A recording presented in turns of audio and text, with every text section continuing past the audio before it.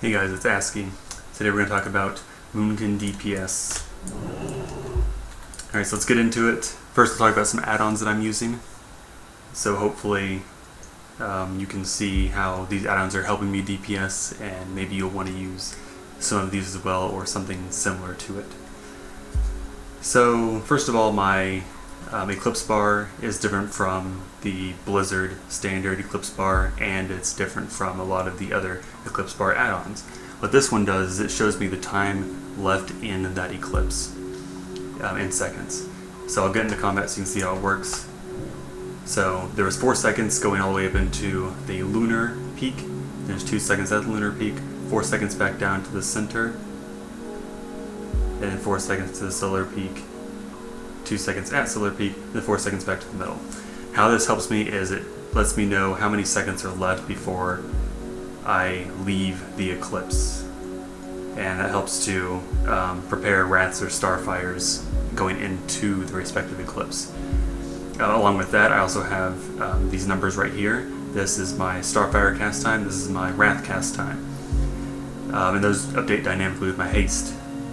For instance, if I cast a Starsurge, my Starfire cast time is now 2.1 seconds because I have my Lunar Empowerment buff, which it's not actually a Lunar Empowerment buff necessarily, but it is Euphoria.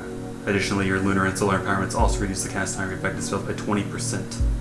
So that's where that haste comes from, but I'm trying to give you an idea of how that works. So if I cast 2 Starfires in 2.1 seconds, then I go back to 2.62 seconds. Same thing for Wrath as well. Those update with all haste buffs, so trinkets, bloodlust, all of that. Use a lot of tell me when buttons, so I'll open this up real quick and briefly describe those and how I'm using them. So this one is Alcan Frenzy, or whatever it's called these days, where if I get directly hit by an attack, I have a chance to make my next spell instant cast. That's nice to know if that's up. It's just a big button that'll appear until I use this spell. This one is all about Starsurge. It shows me how many Starsurge charges I have, and it will only display if I want to cast a Starsurge, and that is met by a bunch of conditions right here that I have created on my own. I'll take a screenshot of this and I'll put it down in the comments here if you want to emulate this or recreate it for yourself. But to be really brief about what I designed with it is it will always make me cast a Starsurge if I have 3 charges. If I have less than 3 charges, however, it will show up if I don't already have a solar or lunar empowerment and I'm in that Eclipse side, so I'm not overriding my empowerment buffs. And it will not let me go below 2 charges if Celestial Alignment is about to come off cooldown, because you always want to have 2 Starsurge charges as you go into Celestial Alignment. So just to show you how this, well, let me talk about the other ones real quick and I'll show you more about that in a moment. This one just shows the duration left on Celestial Alignment whenever I cast it. This one shows me the cooldown remaining on Celestial Alignment, but it only displays whenever there's less than 10 seconds left on the cooldown. It also gives me a sound to remind myself that it is off cooldown. This tells me when to reapply Moonfire, this tells me when to reapply Sunfire, and this one shows me the duration of Starfall whenever it's cast. It has a red flashing border if I don't have another charge to use afterwards, and it shows a green border if I do have another charge to use afterwards, so I can continue rolling it if I want to. Alright, so talk more about this. I have 3 charges, so of course once we use it, I'll use Celestial Alignment and put that on cooldown, because that's one of the modifiers I have for it, that it will always make me cast it in Celestial Alignment.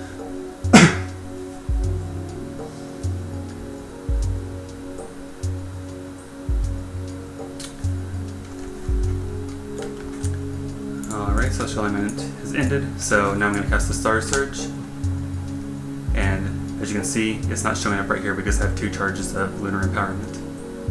As I go into the Solar Eclipse though, I don't have any Solar Empowerment stuff, so it's telling me to cast it. Now once I cast 3 Wraths, it will appear again to let me know that I can cast another Starsurge right now if I wanted to. Alright, so that's how that works, and just kind of make sure that I never sit on 3 Starsurge charges, because that's a DPS loss if you're going to get procs, and Again, it makes sure that I have 2 charges I'm going into Celestial Alignment. Alright, so let's talk about DPSing and when we should be casting spells. I have experimented a lot with using Starsurge at certain times during the cycle of the Eclipse bar, and what I have come to understand from a lot of experimenting with it, is that it really does not matter when you cast Starsurge, as long as you are not overriding any solar or lunar empowerment buffs. So, you don't have to worry about all this mumbo jumbo that you'll read on other guides and stuff that says use it as you're going up to the peak of either lunar or solar so that those spells are empowered and benefit from additional mastery from being at the peak. That is true, but in most circumstances you're going to be moving around, you're not going to be able to do that ideally. Sure, if you can do that, go for it, but if you don't want to worry about doing that and you just want to use Starsurge charges as they come up, then that's perfectly okay as well, as long as you do not override any empowerment buffs that you have. Again, I did lots of testing with it, and there is no DPS change at all. Lots of testing. I sat here at the target dummy for hours doing testing, both ways, for several minutes for a parse. There is virtually no change. So with that being said, that really simplifies the rotation a whole lot if you're not having to worry about that, and you shouldn't. So, to simplify the entire rotation, you cast Starfire in Lunar Eclipse, you cast Wrath in Solar Eclipse, and you use Starsurge anytime that you do not have a Solar Empowerment buff or a Lunar Empowerment buff in that Eclipse. That's it. That is the rotation, aside from keeping up your dots. To talk about dots, every time you're in Solar Eclipse, you must cast Sunfire before you leave. You have to, or it's going to fall off, and you want to maintain it. So if you go into Solar Eclipse, do not leave without casting Sunfire. Moonfire is a longer duration, and in most cases it's about every 3rd time you enter Lunar Eclipse. That's why I tell my win buttons, so I don't have to monitor the time or anything. It just pops up and it's like, hey, you should cast Moonfire because it's going to expire before it gets back. But if you are going to pay attention to it, the entire cycle of the bar is 20 seconds, so if your dot has less than 20 seconds on it, then you're going to need to reapply it, otherwise it's going to fall off before you get back. Alright, so we just simplified the rotation a whole lot. Let's talk about our opener, and how to use your cooldowns in the middle of the fight, because it's very important to our DPS, because our DPS is almost solely around how we use our cooldowns. We spike really high when we use our cooldowns, and the rest of the time our DPS is crap. It is terrible. It's just proper use of cooldowns that's going to make a huge difference for your DPS. So when you initially open any encounter, this is how you're going to do it, spell by spell. So there's going to be a raid countdown, so DBM countdown or whatever. When you get to 4 seconds, you're going to cast Incarnation, if you're using it. If you're not using Incarnation, you should be using Soul of Force. We'll talk about that in a minute. So, 4 seconds, cast Incarnation. As soon as Incarnation's global cooldown finishes, you will pot and immediately start casting Starfire. Your Starfire will hit as soon as the boss is pulled, so at 0 seconds. As soon as that Starfire ends, you will hit Celestial Alignment, and then you will apply both of your dots. Then you will cast a Starsurge, followed by 2 Starfires, a Starsurge, followed by 2 Starfires, and you will continue casting Starsurge, followed by 2 Starfires, until Celestial Alignment is about to end, so about 1.5 seconds. At that point, you will want to apply both of your dots again, because that will ensure that Sunfire's duration lasts until you get back into Solar Eclipse, and then you will just fall into a normal DPS rotation. There is no other way to do your opener. That is the correct way. If you are casting back-to-back Starsurges, you are doing it wrong, and I'll explain to you why. Starsurge benefits from your max mastery no matter what, and so it's doing the same amount of damage relative to your other spells during cooldowns. Yes, your cooldowns increase your DPS Celestial Alignment by 20%, Incarnation by 15%, but the rest of your spells are getting those also, so it's just relative to each spell. Starsurge benefits from max mastery, And since you are in Celestial Alignment, your Starfire will also be benefiting from Max Mastery. However, after you cast Starsurge, your Starfire is going to be empowered to do 30% more damage. So it is always better to cast a Starfire than to cast another Starsurge, because Starfire does more damage. And if you're using your trinkets and if you're troll berserking and whatnot, your Starfires are really quick and they are almost as fast as the global cooldown. So there's no argument for casting multiple Starsurges in succession. You always Starsurge followed by 2 Starfires. So that's it for the opener. Whenever you use your cooldowns again in the middle of the encounter, you only use them in lunar eclipse. Never ever use them in solar eclipse, only in lunar eclipse. Because whenever you can't, no matter if you're in Celestial Alignment, whenever you cast Starsurge, you only get the empowered buff for which side of the eclipse you were in. So if you cast Celestial Alignment and Solar Eclipse and you cast a Starsurge, only your Rats will get empowered. Your Starfires will not get empowered. And we don't want to cast 3 Rats because they do less damage and that's more time. So always in lunar eclipse. Now when you pop your cooldowns again in lunar, you're going to pop Incarnation. You're going to wait for the global cooldown to expire before you hit Celestial Alignment. Celestial Alignment is off the global cooldown. So if you hit Incarnation and then cast Celestial Alignment immediately afterwards, then you're wasting an entire global inside Celestial Alignment that you're not getting a DPS. So wait for the global and Incarnation and then hit Celestial Alignment. Do not reapply your dots first thing.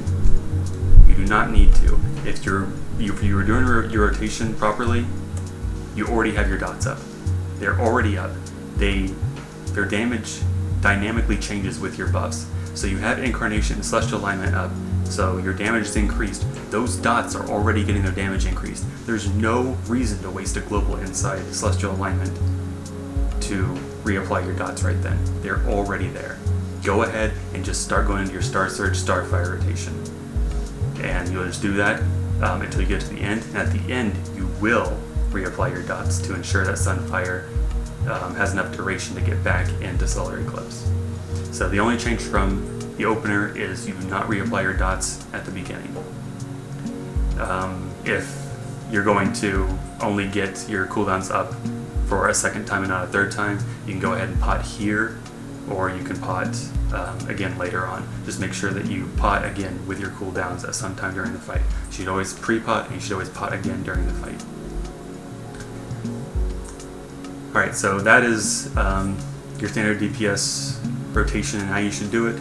I'll DPS for a moment just so you can kind of see when I'm casting spells and whatnot. And again, this is going to be under the assumption that it doesn't matter when you cast Starsurge. I'm going to take Solar Force because that's what I like using.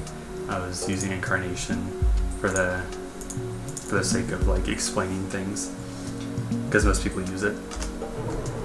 Okay, so I'm going to go ahead and open as if it were an actual raid encounter, and I'm just going to DPS from then on out. Okay, so I'll do a countdown. I'm not taking Incarnation, so I'm going to wait till 3 seconds to pot, start casting Starfire. I'm not actually going to pot, because I'm not going to waste a pot just to, show you where to use a pot. I think I explained that well enough. Okay, so at 3 seconds, I'm going to start casting Starfire. Okay, so 5, 4, 3, 2, 1.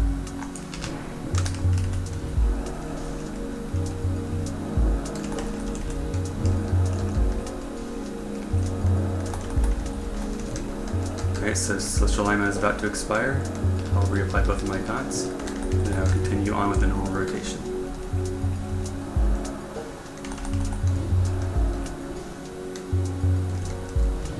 Precasting Wrath into Solar Eclipse. Always reapply Sunfire while you are in this eclipse.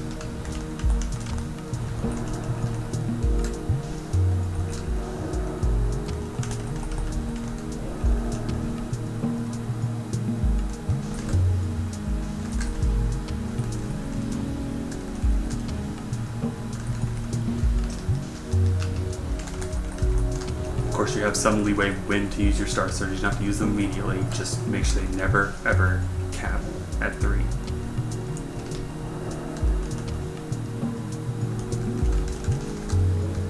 A little bit of overlap, like with that Starfire, is completely fine because you have about the same mastery from both spells at that moment, so it's not a big deal. Okay, I'm going to go ahead and save the Starsurge right here until I get to the bottom of the Eclipse. I'm going to go ahead and power those next Starfires that are going to come across.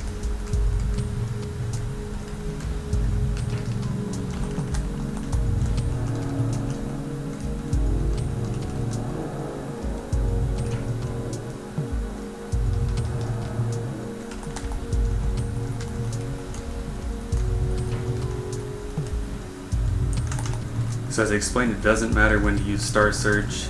If you don't trust me, then you can go ahead and keep doing it your way, where you use, Starsurge about at this time. That way you get, both of your Starfires at peak like this. I did a lot of testing and it did not matter. If it makes you more comfortable, go ahead. It's just that in a lot of raid encounters, you're going to be moving around a lot, and you're not going to have ideal moments like that all the time. So it's just really distracting if you're trying really hard to make that happen, whenever you should just be casting the spell you should be casting.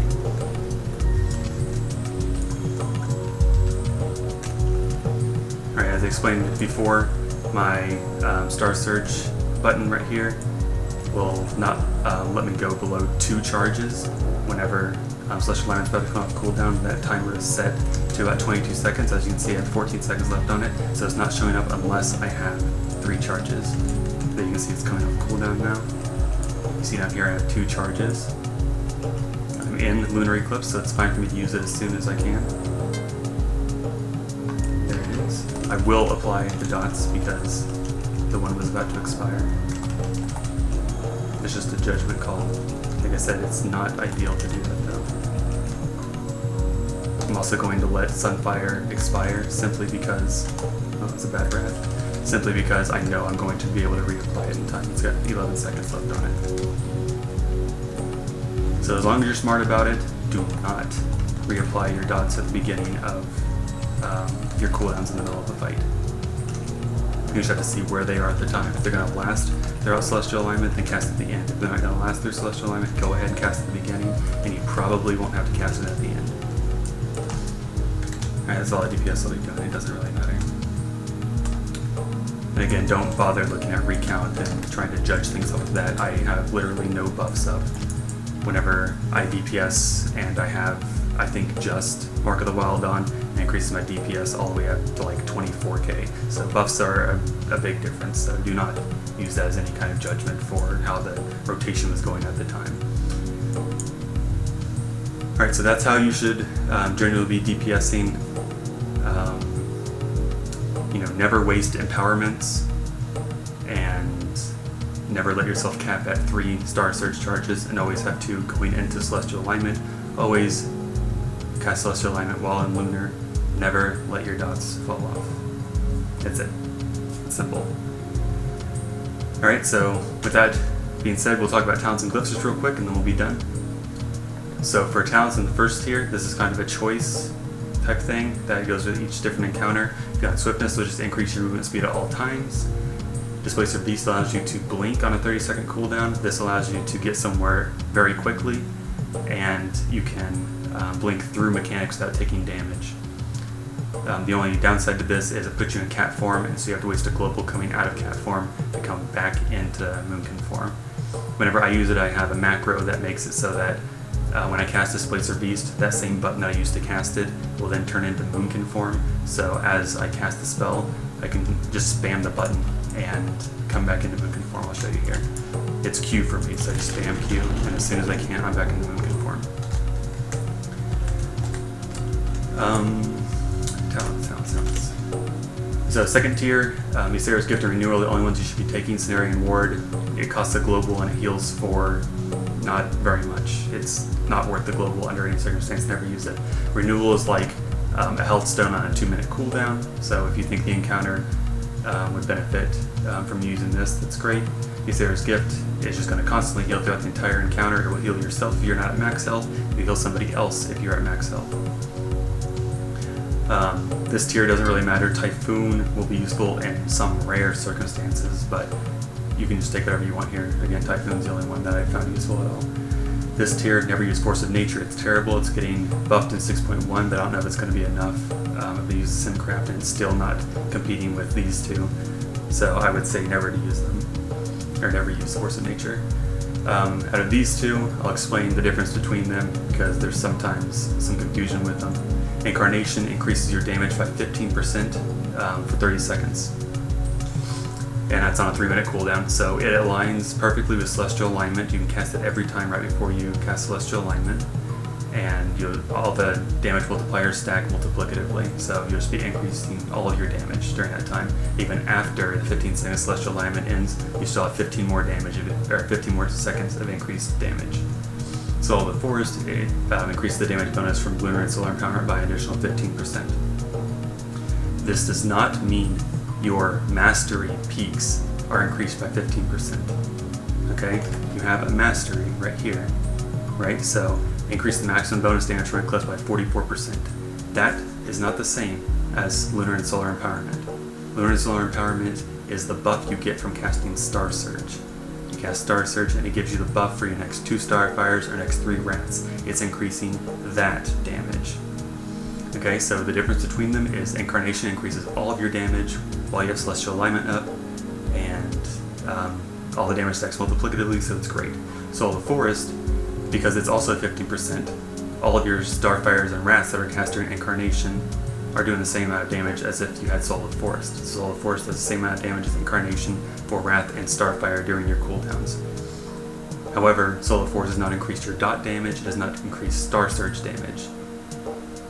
But since it's a passive and it's always on, it will increase your damage throughout the entire encounter.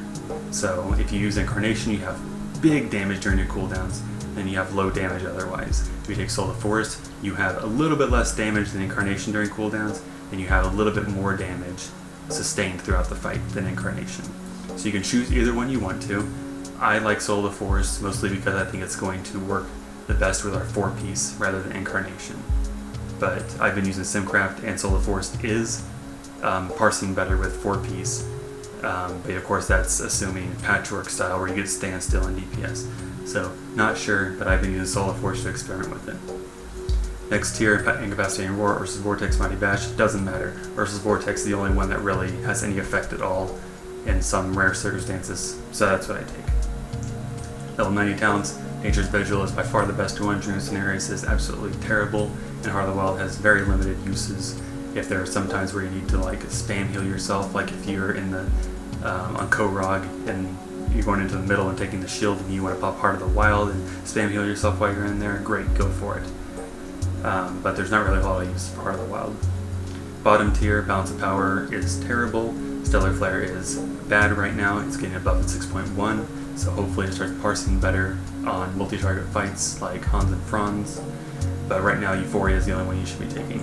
And along with increasing or halving the time that it takes for your Eclipse Bar to bounce back and forth whenever you get Lunar and Solar Empowerment, so you cast the Starsurge, those empowered Wraths or Starfires, their cast time is reduced by 20%. So it's just more haste on those casts. Alright, let's talk about Glyphs really quick. Alright, major Glyphs. Glyph Stampeding Roar is a must-have. You have this on your bar, and you use Stampeding Roar all the time during encounters. If you're not, then you're a bad player. You should take this glyph and you should use Stampeding Roar anytime the entire rating is moved somewhere. If you see somebody out of position and they have to get somewhere really quick, for instance on Flamebender, somebody gets the big red circle around them and they're like off in La La Land, nowhere near the melee, and then they start running the melee, they're not going to make it in time, you can pop Stampeding Roar and you can help them get there. Other major glyphs worth mentioning, Astral Communion. In the circumstances you're casting Astral Communion, it would be nice to move and get a better position. Glyph of Rebirth is nice. Never ever use Glyph of Celestial Alignment.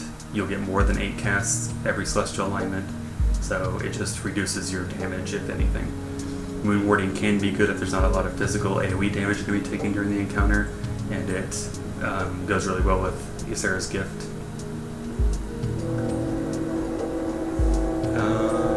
So minor glyphs always take grace. It's just fantastic, and it'll save your life in some circumstances. The only other one worth mentioning, and I haven't used it personally, but I'm going to start experimenting with it, is the Solstice. So it turns your Starfire into Sunfire. We don't care about Hurricane and Astral Storm. So what this does is it changes which side of your mastery your Starfall is getting. So right now you're using Starfall, and it's increasing its damage based on your lunar mastery. So if you're at lunar peak, it's getting full mastery. If you're at solar peak, it's getting no mastery. This just replaces that to where it's Sunfall, and you get 100% mastery while you're at solar peak, and 0% mastery when you're at lunar peak. The reason that this could be a DPS increase is on ad heavy fights where the ads are going to be stacked up. And a circumstance in which you would want to take this, or maybe just always take this, is that when there's a lot of ads out and they're in a pile, you want to do damage to them, and so you're going to want to be in Solar Eclipse so that you can cast Sunfire on one of them to put Sunfire on all of them. And then because you wanted to be in Solar Eclipse anyway to do that, why not have your Starfall, which you're going to be casting, benefit from your Solar Mastery? You see what I'm saying? It has the potential to do more damage just based on the circumstance that you want to be in. So, if ads are about to come out and you're going up to the peak of lunar eclipse, you're like, fuck that. You start casting Astral Communion as the ads are coming out, and then you get right into lunar eclipse, you put the dots on them, or you cast Sunfall, and then you put the dots on them. Either way, you are in solar eclipse, and you're getting mastery bonus from both Sunfall and your dots. Those are the only glyphs worth mentioning. So that's all I'm going to talk about. I hope that you maybe learned something, or maybe think about something a little bit differently. You can do some testing on your own on when to use Starsurge. Just make sure that when you do it, you do like a long parse, at least 3 minutes or more. Otherwise, you're going to get varied results. You need to have a long parse, so all of your crit chances and stuff could get normalized. Yep, that's it. If you have any questions, you can leave a comment here. You can message me in game. I'll probably respond to you. And that's it. Thanks for watching, and have a good day.